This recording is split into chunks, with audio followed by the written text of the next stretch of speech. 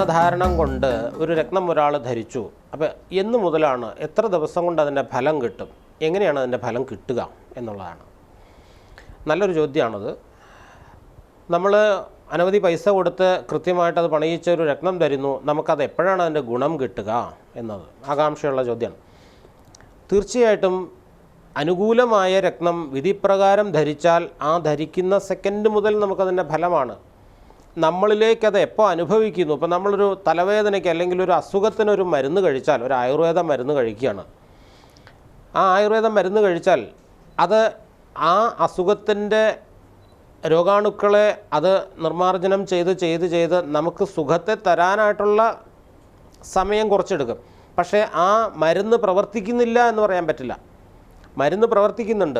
നമ്മളിലുള്ള ദോഷം എത്ര ശതമാനമുണ്ടോ ആ ശതമാനം കണക്കാക്കി അതിൻ്റെ ഫലം നമ്മളിലേക്ക് അനുഭവിക്കാൻ, നമുക്ക് ഫീൽ ചെയ്യാനായിട്ട് കുറച്ച് സമയം എടുത്തേക്കാം. പക്ഷേ രത്നം ധരിച്ചാൽ ആ ധരിക്കുന്ന മാത്രയിൽ തന്നെ രത്നം അതിൻ്റെ വർക്ക് ചെയ്യും. കാരണം പ്രകൃതിയിൽ നിന്നും ഈ രശ്മികളെ വലിച്ചെടുത്ത് നമ്മുടെ ശരീരത്തിലേക്ക് അത് വിഹരിക്കുന്നുണ്ട്. അപ്പോൾ അങ്ങനെ തരുമ്പോൾ നമ്മുടെ ബോഡി അത് സ്വീകരിച്ച് നമ്മുടെ ഗ്ലാൻഡുകളിൽ അതിൻ്റെ മാറ്റം സംഭവിച്ച് നമുക്കത് ഫീൽ ചെയ്യുന്ന സുഖം പ്രദാനം ചെയ്യാനായിട്ടുള്ള സമയം ഡിപ്പെൻസ് അപ്പോൺ അവരുടെ ജാതകത്തിലുള്ള ഗ്രഹത്തിൻ്റെ ബലാബലം അനുസരിച്ചിട്ടാണ് നമുക്ക് പറയാൻ സാധിക്കുള്ളൂ. പക്ഷേ എന്നിരുന്നാലും എന്തൊക്കെയാണെങ്കിലും ഒരു വസ്തു നമ്മൾ ധരിച്ചാൽ, ഇപ്പോൾ എന്താ പറയുക, കോഴിമുട്ട വളരെ നല്ല സാധനമാണ്, നമ്മളത് കഴിച്ചാൽ ആരോഗ്യത്തിന് വളരെ ഗുണമാണ്, എല്ലാവർക്കും അറിയാം. മുട്ട കഴിച്ചാൽ എപ്പോഴും നമുക്ക് ആരോഗ്യം വരിക? 10 മുട്ട ഒരുമിച്ച് കഴിച്ചു, അപ്പം തന്നെ നമ്മൾ മസിൽ പിടിക്കുക, അല്ലെങ്കിൽ ഗുസ്തിക്ക് പോവുക, അല്ലെങ്കിൽ നമ്മൾ ഭാരപ്പെട്ട പണിയെടുക്കുക, അപ്പം തന്നെ വരുമോ?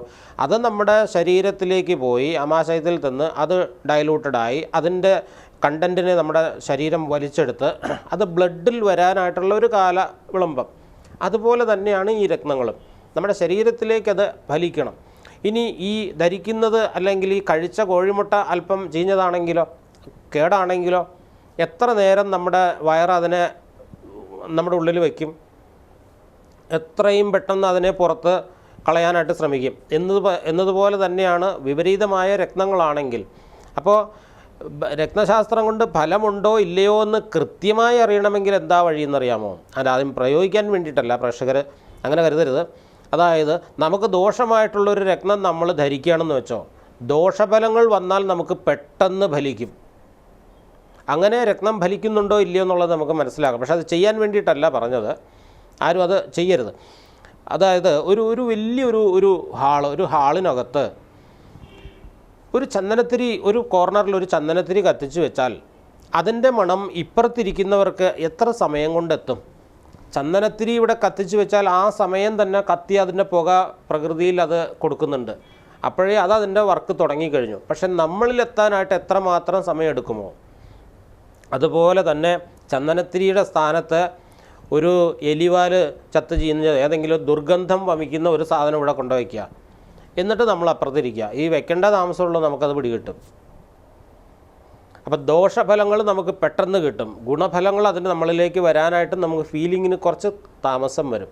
അതുപോലെയുള്ളൂ ഈ രത്നശാസ്ത്രത്തിൻ്റെ. എത്ര നാളുകൊണ്ട് ഫലം കിട്ടും എന്ന് പറഞ്ഞാൽ, രത്നം ധരിച്ചാൽ ആ ക്ഷണം കൊണ്ട് തന്നെ നമുക്കതിൻ്റെ ഫലം കിട്ടും. പക്ഷെ നമ്മൾക്കത് ഫീൽ ചെയ്യണമെങ്കിൽ കുറച്ച് താമസിക്കും. ആ താമസം എത്രയാണ് എന്നുള്ളത് നമ്മുടെ ജാതകത്തിൻ്റെ ഫലം അനുസരിച്ചിട്ടായിരിക്കും. ചിലവർക്ക് പെട്ടെന്ന് കിട്ടും, ചിലവർക്ക് കുറേ ഡിലേ ആകും. കാരണം വെച്ചാൽ ആ ഗ്രഹം വളരെ ദോഷത്തിലായിരിക്കും. അപ്പം അങ്ങനെ ദോഷമായിട്ടുള്ള ഗ്രഹത്തിനെ ഉത്തേജിപ്പിക്കാൻ തക്കതായ രത്നം ധരിക്കുകയും അത് വിധിപ്രകാരം നമ്മൾ പാലിക്കുകയും കൂടി ചെയ്താൽ പെട്ടെന്ന് ഫലം കിട്ടും. അത് രത്നശാസ്ത്രം വിദഗ്ധമായിട്ട് പരിശോധിച്ച് വേണം അത് ചെയ്യാനായിട്ട്.